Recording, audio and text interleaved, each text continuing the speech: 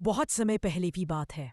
रतनपुर गांव में रामलाल नाम का एक गरीब किसान रहता था।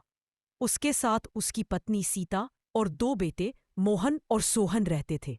रामलाल के पास खेती के लिए बस 2 बीघा जमीन थी, जिससे परिवार का गुजारा बहुत मुश्किल से होता था।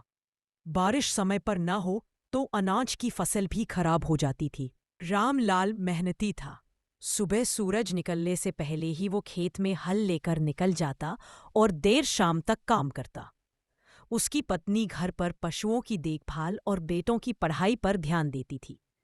परिवार गरीब था, लेकिन बहुत ईमानदार और एक दूसरे का साथ देने वाला था। एक साल गांव में भयंकर सूखा पड़ा।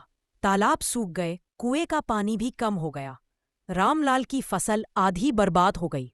घर में खाने तक का संकट आ गया।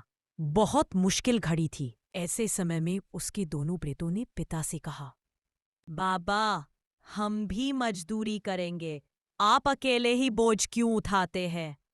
रामलाल की आंखें भर आई। उसने बेटों को सीने से लगा लिया और बोला, बेटा, गरीबी शर्म की बात नहीं है। मेहनत छोड़ दो ना, शर्म की बात है। हम सब मिलकर मेहनत करेंगे तो ये मुश्किल वक्त भी निकल जाएगा। इसके बाद पूरा परिवार मिलकर खेत में काम करने लगा। सीता घर के आंगन में सब्जियां उगाने लगी।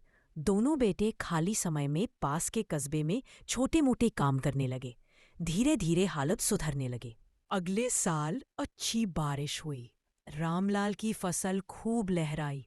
खेत में अनाज इतना हुआ कि न सिर्फ उनका घर भरा, बल्कि उन्होंने गांव के और गरीब परिवारों की भी मदद की। धीरे धीरे रतनपुर गांव में लोग रामलाल को ईमानदार किसान कहने लगे।